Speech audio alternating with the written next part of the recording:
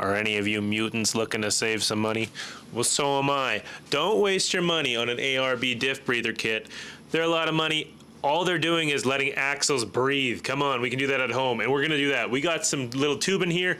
We're gonna use 2 Toyota parts, and we're gonna make a DIY Toyota diff breather relocation kit from scratch. It's nice and simple and important. Why would we do this, you ask? Let me give you some science. It's time for science. And so, this is an axle. It's beautiful. It is a square diff. New invention. Don't copyright it. But right here we have a diff breather. You see, when axles rotate, when differentials work, it creates heat, and which creates an increase of air pressure. You see, there's not much room for air to go in a traditional axle setting unless you have a breather. The only other place is kind of out the axle seals, and then you're blowing out your axle seals, and it's a nightmare.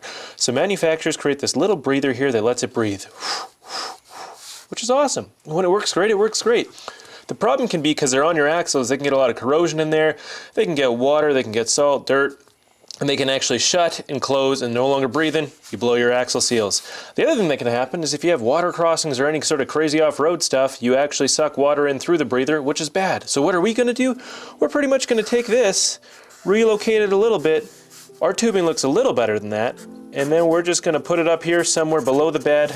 On my 4Runner, I have it in kind of my gas cap area, but that's all we're gonna do. So let's get to it. Alright guys, so here on the screen you have all the parts that you're going to need. We got our Toyota Union, we got our Dorman diff vent, we need a rubber hose with a 5/16 inner diameter, about 3 to 5 feet is going to be perfect. 1 to 2 small hose clamps, making sure to put it on the Union side, and then the last thing we're going to need is some assorted zip ties. Alright, so to start things off, it's a 14mm wrench. We're going to take that old diff vent off. Once we do, don't get any dirt in that hole. And then you're going to hear a little rattle here. That's the new Dorman. We want to hear that rattle. That's the vent opening and closing. And you can see in the new Dorman one has a little bit more surface area to stick that hose onto. So we're going to go ahead and take that Toyota Union, screw it in there, tighten it up, make sure it's nice and flush. And then once we've got that flush, we're just going to go ahead and take our rubber hose, put it on, and we're going to look for some places that we can secure this line a little bit higher than the axle, keeping it out of the way of water and mud and all that kind of stuff. While we're doing this, you might notice we got some decent light coverage, and that's because we actually are trying out a new headlamp here. This new headlamp is from Lightband. Look at that, it's bright, very bright. And right there, that's a young man's out of focus mustache, not for sale.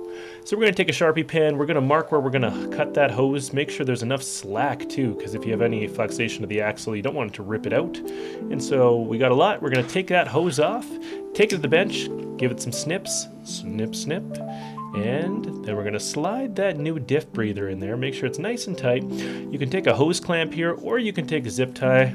We opted for the zip tie because I only had one hose clamp, who would have thought. So I'm going to tighten that up. Once she's tight, we're going to trim it. And the other side, you're going to put that hose clamp on, secure it down to the Toyota Union, tighten it up, and we are practically done. All we got to do now is find a good spot. See, on my 4Runner, I actually routed through the gas cap, but on the Tacoma here, we're just going to look at these wire looms. We figured, you know what, there's a nice frame bracket right about there. We're just going to zip tie it there, and it should be perfect. And sure enough, she's held out of the way, and nothing is going to get in there, and it is also way higher than it used to be. And that right there is why you don't need to spend $130 on an ARB kit, because we just did it for $30. All right, you mutants, we are finished here. Thanks for joining us today. If this was helpful, please feel free to drop a like. I'd love to hear your experience of extending your diff breather. But yeah, thanks for joining us today. All the part numbers are going to be in the description below. Amazon links to make it nice and easy. So yeah, I'll see you guys next time. Peace.